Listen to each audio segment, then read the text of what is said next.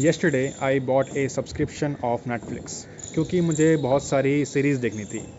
फिर मैं सोचने लगा कि पहले कौन सी देखूं। ब्रेकिंग बैड सही रहेगी, उस पर बहुत सारे मीम्स बनते हैं, या फिर वेडनेसडे क्योंकि वो ट्रेंड में है, या फिर मैं कोई एनीमे भी देख सकता हूं। और ये सब सोचते हुए मुझे 3 घंटे हो गए और फिर मैं यूट्यूब पे एक वीडियो देख के सो गया।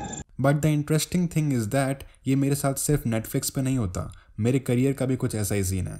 आई सी एक फुल स्टैक डेवलपर को 30 लाख 40 लाख का पैकेज मिल रहा है एंड आई थिंक मुझे डेवलपर बनना चाहिए था। Then I see data scientist का भी सही पैकेज है, why not data science, after all data is a new oil. Then I feel like इन सब में बहुत एक्सपीरियंस चाहिए होगा, इससे बेटर है मैं MBA कर लेता हूँ, पहली बार में अच्छा पैकेज मिलेगा। फिर मैं सोचता हूँ कि इन सब से ज़्यादा पैसा तो कंटेंट क्रिएशन में है, मैं वो क्यों नहीं करता।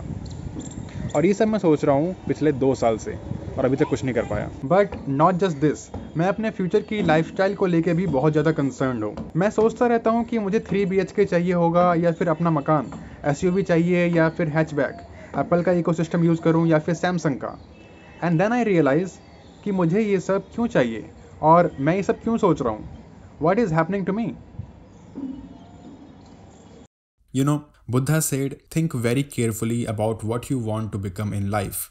ये बहुत ध्यान से सोच लेना आपको ज़िंदगी में क्या चाहिए, क्योंकि जो आप सोचोगे वो आप बन जाओगे और जो आप चाहोगे वो आपको मिल जाएगा। फिर आप पछताओगे कि कुछ और सोच लेना चाहिए था या कुछ और मांग लेना चाहिए था, शायद वो भी मिल जाता, बट तब आपके पास ना तो टाइम होगा ना energy. In the 21st century, we are too free to make choices and there are too many choices to realize that we are free.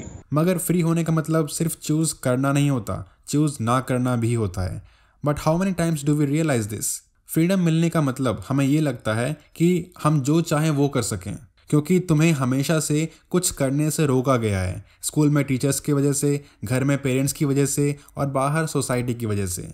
तुम वो कभी नहीं कर पाए जो तुम करना चाहते थे, एंड बिकॉज ऑफ दिस तुम्हारे दिमाग ने चॉइसेस पूरा ना होने को कॉन्स्टेंट थिंग समझ लिया है।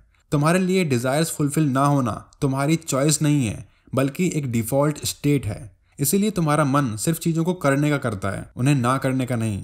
तो जब तुम्हें ट्रू फ्रीडम मिलती है तो तुम सब कुछ करना चाहते हो, कुछ ना करना नहीं चाहते, क्योंकि तुम्हारे लिए वो कॉन्शियस चॉइस नहीं है। तुम दिन भर में जो भी डिसीजंस लेते हो वो ये सोच के लेते हो कि तुम्हें क्या करना है, ये सोच के नहीं कि तुम्हें क्या नहीं करना। Today because of social media हमारे अंदर एक अवेयरनेस आई है कि तुम्हारे पास बहुत सारी पॉसिबिलिटीज़ और बहुत सारी चॉइसेस अवेलेबल हैं। सडनली आपको बहुत ज़्यादा अटेंशन मिलने लगा है, हर तरफ से आपको कुछ ना कुछ करने के लिए कहा जा रहा है और आप सब कुछ करना चाहते हो, बट द प्रॉब्लम इज़ कि आप कुछ नहीं कर पाते। आपके अंदर जितना फ्री होने की इच्छा है उतना ही जिम्मेदारी उठाने का डर भी है।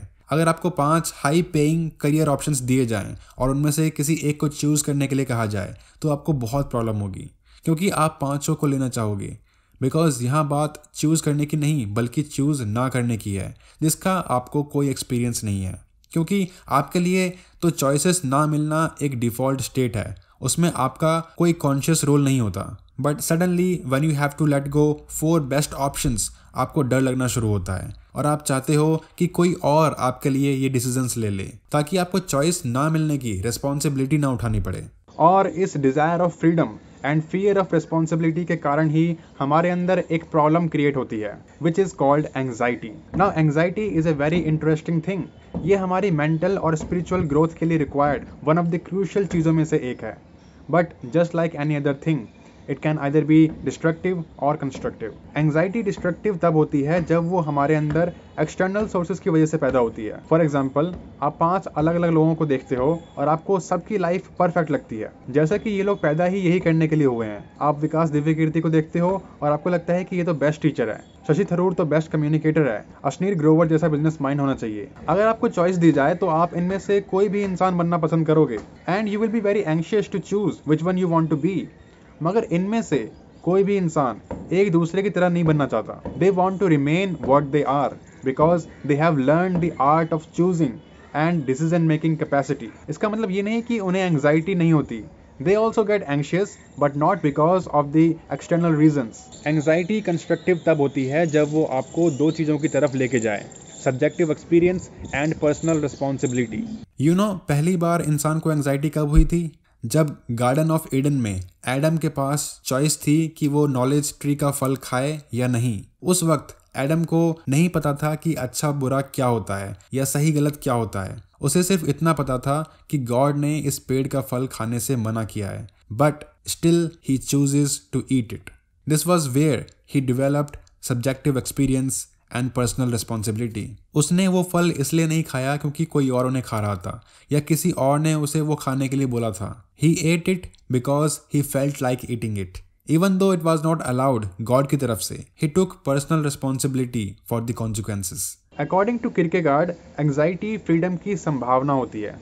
बिकॉज ऑफ एंग्जाइटी आप अपने ट्रू आइडेंटिटी और सेंस ऑफ फ्रीडम से अवेयर होते हो। Anxiety is like the dizziness of freedom. अपने इंस्टाग्राम को क्लोज करना और बंजी जंपिंग के टाइम कूदना दोनों सेम चीजें हैं। Do you know why? Because in both cases you do not know what you will do next once you have done it. But एक टाइम पे आपको रिस्पॉन्सिबिलिटी लेनी पड़ेगी और ये डिसाइड करना पड़ेगा कि आपको जंप करना है या नहीं। Because you can't stay there and keep on waiting, just like you can't stay there and keep on scrolling. Thank you for watching.